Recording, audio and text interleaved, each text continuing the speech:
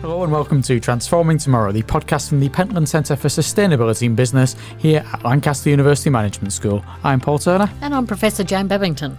How are we doing today, Jan? Are you ready to talk about salmon? I am indeed, because it's nice to have more fishy things coming through the podcast, because we've had lots of blue economy, we've had JB and fish. JB and fish. JB and sand. I don't recall speaking to him about fish, but I'm sure fish was there. And we've had seabirds. We've had all kinds of things. But no, it's salmon. And anyone who's met our guest today and has dared say the word salmon in her presence has spent at least a day and a half of their lives that they will never get back talking about salmon. I don't mean any offence to our guest today, because it is actually quite fascinating. None taken. So let's say hello to Dr Josi Fernandes. Hello, Paul, and hello, Jan. Hello. Thank you for having me. You're welcome. As a brief introduction, Josie is a lecturer in our Department of Marketing, and she does work on various subjects, including the environmental challenges of the UK salmon market. And a good while ago, I worked for her on some very interesting work she did about Brazilian favelas and entrepreneurship there as well. So, a wide breadth of research depth. Indeed. So tell us a little bit about yourself then, and what kind of background you've come from to be interested in fish and salmon, but also the market dynamics of the salmon industry. Yeah, so, I'm in marketing, broadly speaking. I'm in the discipline of marketing, but I'm in a little corner called market studies. So I'm interested in understanding how markets work, why they work the way they do, and trying to find ways of redesigning or reorganizing markets to work in different ways, whatever different looks like. In this case, I'm particularly interested in the Sustainable Development Goals and sustainable futures and that sort of thing. So you're right, Paul, I have worked in a variety of contexts. So I did most of my research to date has been on Brazilian favelas, so slums, and how people living in a context of violence and poverty manage to engage in economic activity, so make a market for that community. But again, that is I guess just a different context to look at the similar questions, right? To look at market organization, market functioning, and sustainable development. And so eventually I drifted into fish and here I am now. Tell us about it then. Give us a brief overview of the fish research. I came to this actually, like most, I would say, very interesting projects, in a sort of accident, happy accident, because I got to work with one of my good friends, Dr. James Robinson. He's a reader in Lancaster Environment Centre. And James has done quite a bit of work in coral reefs and fisheries. He's a marine ecologist, and he's interested in nutrition and the trajectory of the flows of nutrition. So if you use this fish and then it transforms into another fish and whatever, and people eat that. So he's interested in that. And he started looking into salmon because of the sheer scale of salmon in the UK. So it's become this mammoth industry in comparison to other fish that is farmed, and it's become a really big market, basically. And he looked at the production side of things and some of the environmental issues around farming there. But he realized in that process that there was something about markets here, that he could not ignore what markets had to do with it. But that's not his arena. So then I read that actually by accident. I read his paper, and then I said, "Whoa, this is interesting. There's something I could do here." So then I called him to a pub chat, which are always very productive. And after a few pints, we agreed, well, we should do some work together. And we got some financing from the management school and progressed with the work. So it's been quite a journey. So it is a multidisciplinary project. You've got you from marketing, you've got James from the Environment Centre.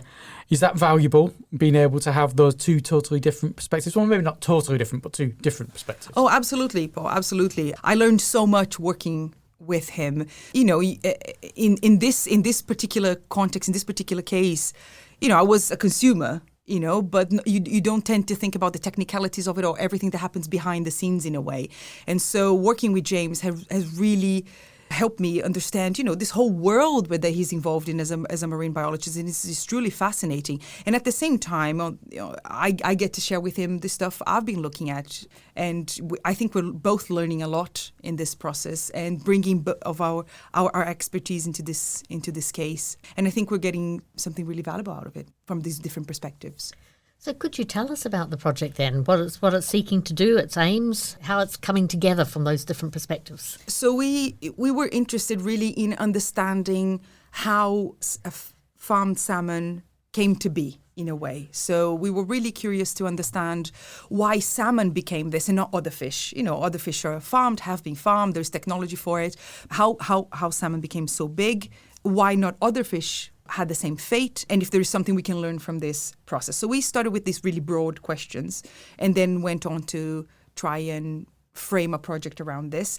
And we realized that we really wanted to get different perspectives into this trajectory. So apart from, your usual desk research or historical research that you can do, but then also talking to people in the industry that are involved in farming, in processing, in retailing. So we didn't talk to consumers. That's not my focus. I look at markets, so market infrastructure, so on the other side of the supply chain. And so we started kind of putting this puzzle together and trying to understand what was going on here and the development of this market. And we found a few things here. Quite a new market in a way, isn't it? Because the Norwegians sort of kicked it off 1960s, about then. So it's actually, we kind of think maybe, salmon's been with us for a long time, but farm salmon is a very new market. It is. Yeah. And I feel obliged to say something about history because it makes Paul happy. Pliny the Elder. Was Pliny the Elder a big fan of salmon? No, but there are farm contracts from agricultural workers in Scotland from the 1800s when it's specified that they don't have to eat salmon any more than twice a week. And so that's true. So that's quite interesting because it's an employment contract, but it tells you something about resources and what kind of resources and what was food for the farm workers as opposed to premium quality food, which salmon is marketed in that healthy, premium quality, all of those sorts of categories. Yeah. So was that a good history? Yeah, it was very interesting. Is this your knowledge from living up there in Scotland, or is this your knowledge from just general? No, it's from hanging out in Scotland. I found that out. Yeah. I'm wondering now, because I know things like the Arborough Smokies are not salmon, but they do lots of smokehouses on that east coast of Scotland, up between Edinburgh and Aberdeen, on that area. Did they used to smoke salmon up there as well? I don't know if they did or not, but it's also, and I know why are we talking about this? We've got a guest who knows more about us. So the salmon that's farmed now for farmed salmon is different from the salmon that they would have been eating as well. So which is probably one of the big issues that we're going to come to. You've told us a bit, Josie, about how you're carrying out the work and the fact you're speaking to all of these people. Does this involve lots of visits to different types of environments and different places where the salmon farming takes place? Are you also examining places where salmon are naturally occurring rather than being farmed? Yeah, so we did go to Scotland to collect data, and basically our approach was we want to talk to anyone who will talk to us.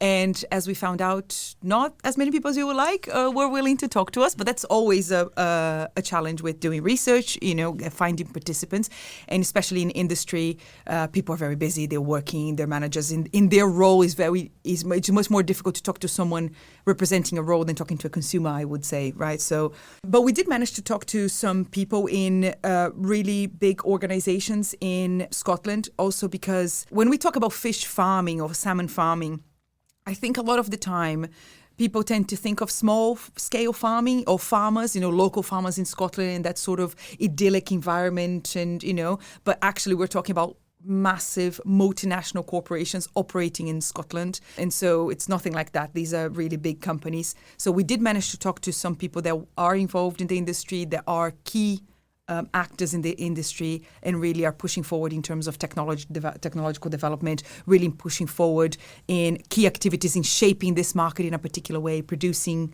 salmon in a particular way and contributing to the overall structure. It's interesting what you say there. How big is a salmon farm then? How big can a salmon farm be? Because I'm guessing they're not uniform size. So I will say this, farmed salmon is the UK biggest food export currently. So it is absolutely massive, right? So you have the organizations operating in Scotland are really, really massive. So it was another point that really calls our attention. How does this come to be this big? when it's a fish that was like, like Jan said, it was a naturally occurring local food where sometimes people were sick of eating it and they would not want to eat it more than twice a week because it was too much. And now it's become this widely available, but at the same time, expensive product in supermarkets that everybody knows. And there's all these associations with this product.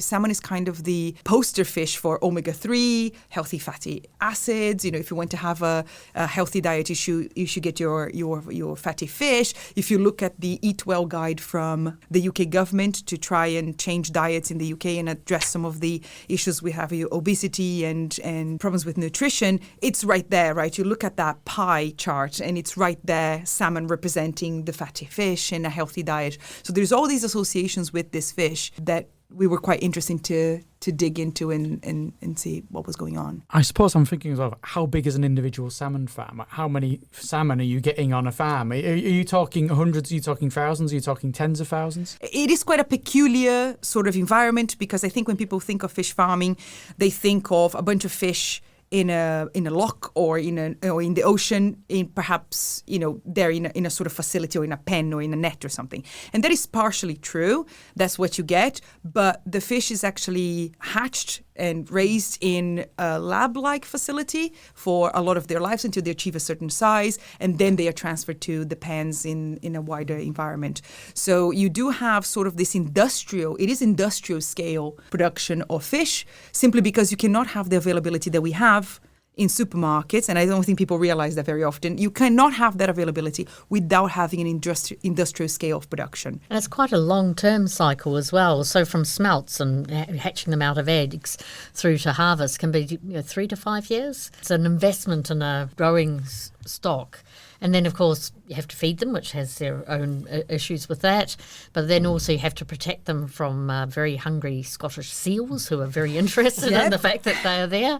And so in that respect, it's a significant undertaking. Going back to our visits to farms recently, Jan, it strikes me more as being like raising a lamb for a couple of years than raising a pig that maybe you only have for a couple of months before it gets turned into the food. That's it. So yeah, it's a different type of thing, yes. Yeah. But of course, we're all about sustainability in business. So I'd like to hear from you, what are some of the significant environmentally sustainability-related impacts of salmon farming, and how's those impacts featured in your research? Yeah, so that was definitely something we discussed quite a lot with the people that we interviewed, and also doing our own research into the industry. So there are several issues that are associated with farming an animal at scale, right? It's not beef and pork, but it is the same logic of operation. It is still industrial scale of a species. That's what we're seeing, this transfer of logic in a way. Some of the big issues with salmon farming is the use of wild fish to feed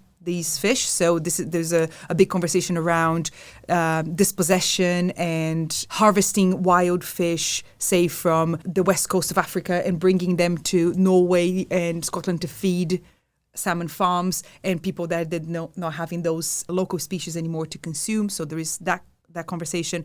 Also, the inefficiency of this process, because you have to harvest, say, 5 times the amount of wild fish to be able to yield one portion of. So it's 5-to-1 conversion of wild fish to salmon, so very inefficient. There are conversations about pollution of locks as well, because you're concentrating all of that fish into a pen, and the debris and the waste from that fish is falling to the bottom of the lock and having impacts in the surrounding environment and other species that live in that environment, and other industries as well, like tourism, that are around the locks and all that.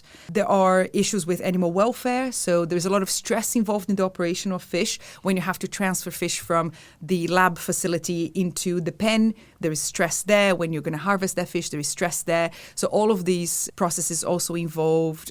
This is not about humanizing animals, this is not what I'm saying, but there are stresses involved, which is recognized by the industry. And in all honesty, the industry has evolved a lot over the past 2-3 decades. I mean, the technology that they have developed is truly mesmerizing. You don't have anything close to that in any other fishing operation, but these problems remain. And this is one of the key questions that we're interested in. The more the industry grows, what does that mean for the future of salmon? So while the technology evolves, while the industry is doing a lot, that is true, while fish farming is important, it is part of the conversation for a sustainable future of providing nutritious food for a growing global population. But what does this mean as this grows and grows and we become, we have this scale of production? And in a broader context, I know that wild capture fisheries globally haven't really changed in the last 15 years.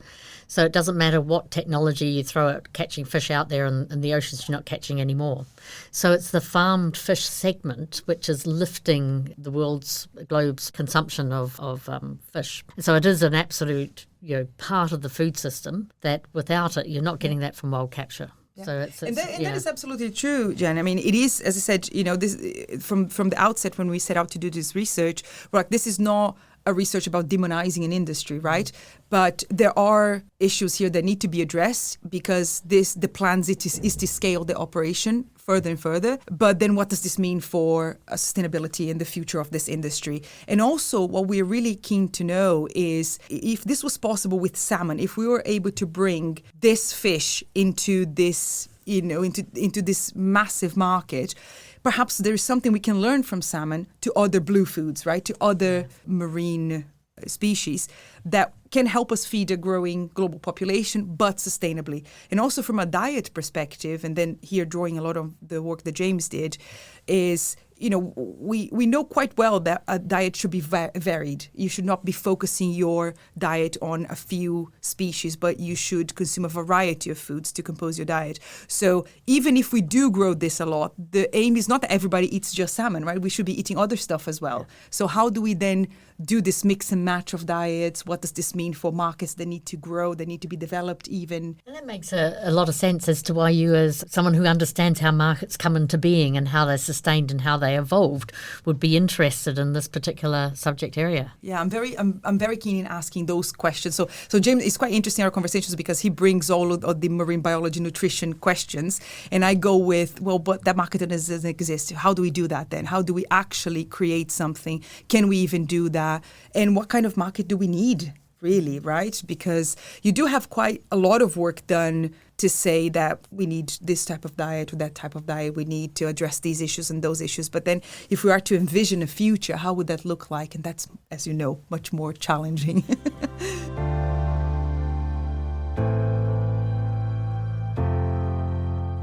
I'm interested, you talked about the potential for, you're not intended to demonise the industry. Is there a fear of that, though, whenever anyone tries to look into an industry such as salmon farming, that they're looking into it because they want to demonise it, they want to find fault with it, they want to make it stop? I guess it depends how you approach the case. You're definitely going to find people that are a bit more perhaps aggressive in their approach to say, well, if you're talking about a sustainable future, you cannot talk about farming or producing food at that scale. And the thing is, there is no one absolute answer to this, right? It's multifaceted and it's very complex. So there are conversations about more local food, but there is conversations about nutrition. So you can't grow everything in the UK, for instance. So you do need to import food from somewhere else to ensure that the population has food. So I think it's more shades of grey than having one absolute villain. Reality doesn't work that way, right? You don't have one villain and one hero. It's much more complex than that. And I think we have to put pieces of the puzzle together. And I don't think it helps anyone to say, oh, you need to just extinguish this industry. It's not going to happen. It's here. It's big. It's important.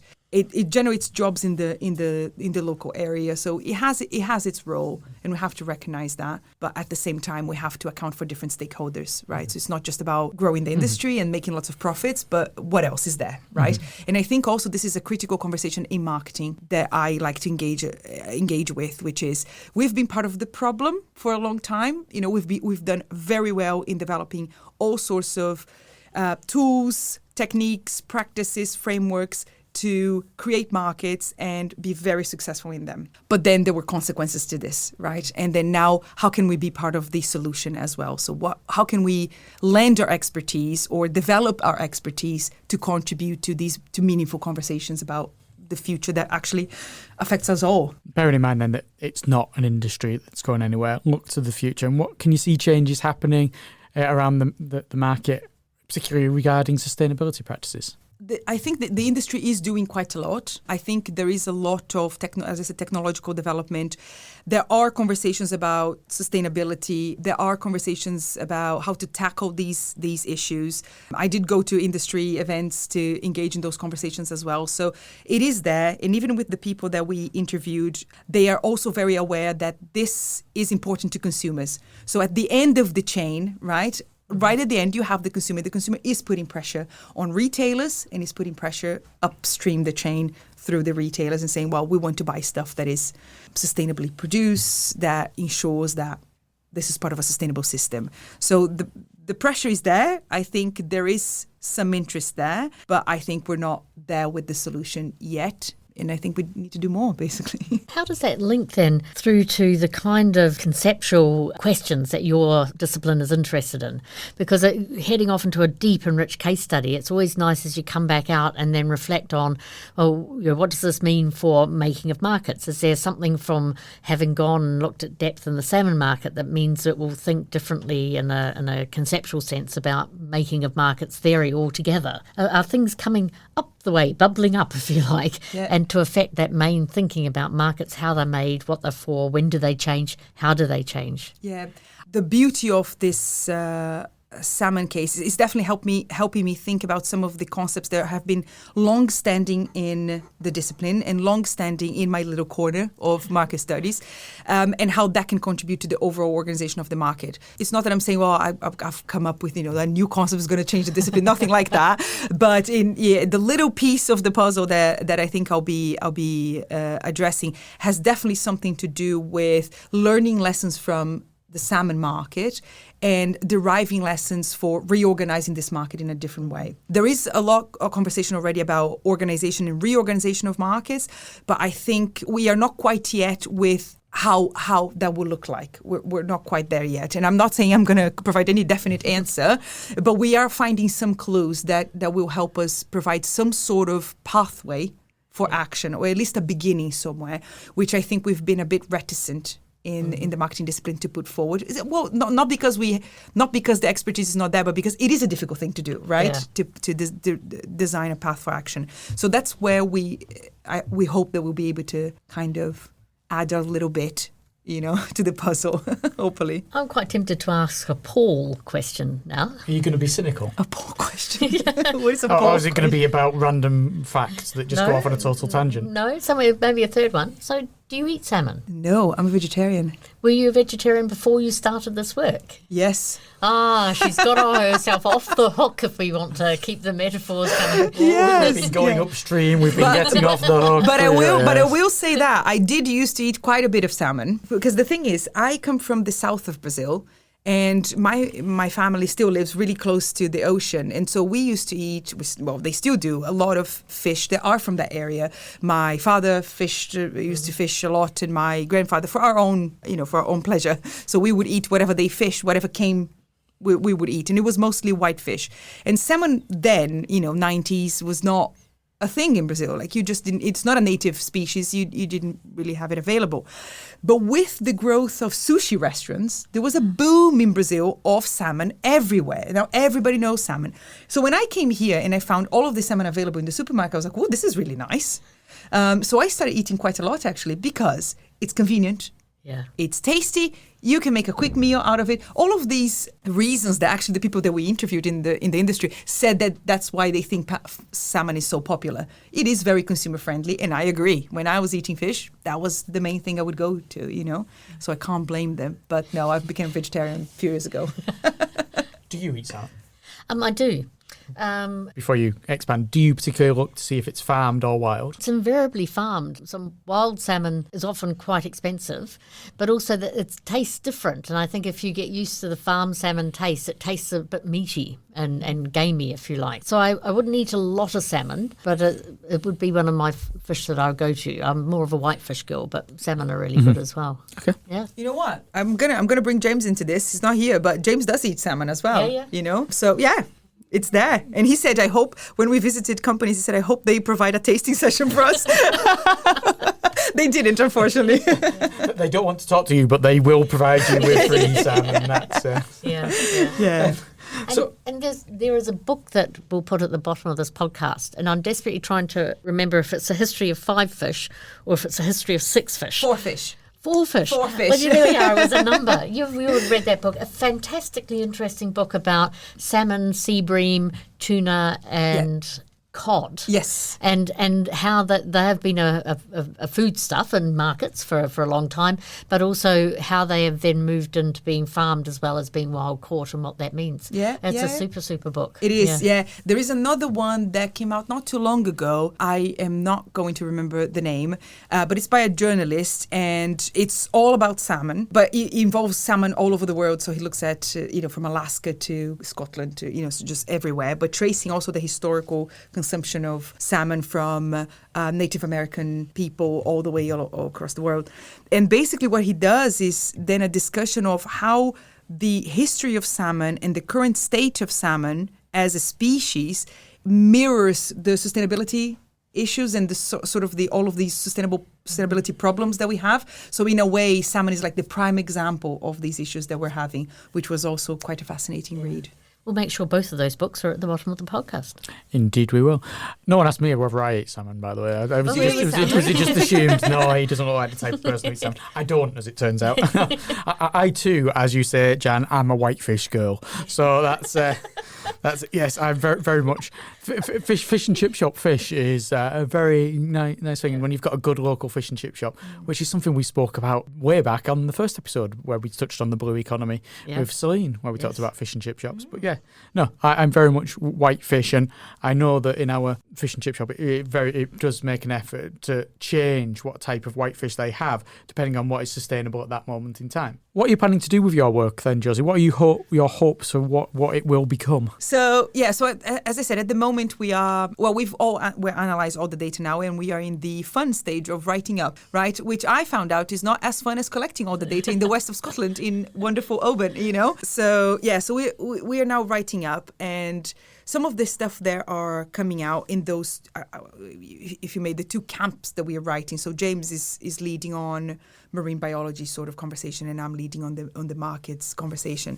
Is definitely something to do with lessons to blue foods as a whole, and what we can learn from what's happening in salmon and what we're seeing happening in salmon, but also problematizing some of the things that we heard and learned about the market that perhaps contradict by data that we have. We don't have as much data as we would like. We never do. But there is data that we can actually contrast what we heard and what we saw with some of the things that are already out there. And so ask a few questions as well about what is said and what is done, and the gap there between practice and discourse. And hopefully, as I said, I really hope we can derive some sort of learning for the future of blue foods and blue economy, and those conversations in sustainable diet, sustainable nutrition, and the provision of nutritious food from the blue economy. Hopefully, that's ambitious, but hopefully we can add a little bit. That's all we can hope.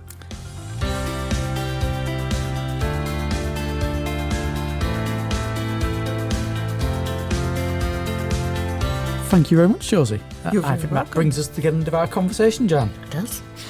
And next time, we've got someone who I'd like to think it's their job to keep an eye on you and make sure you're doing what you should be. It's a member of the Pentland Centre Advisory Board, all the way from Australia, where I'm sure she keeps a beady eye on you all the time, knowing what kind of disreputable behaviour you have in your locker. We're going to be having Lyndon Edgo with us. She's also going to be talking to us about things such as corporate attitudes towards sustainability, which is what her role is, working with corporations on that kind of behaviour. And it's brilliant. I think we'll get there really nice insight from across the globe, but also somebody who's working in practice as well, which will be a nice addition to our views. And I'll get to ask her whether you behave. I think you know the answer to that. Sadly, I do. Until then, thank you very much for listening to Transforming Tomorrow. We'll be back soon. I'm Paul Turner. And I'm Professor Jan Bevington.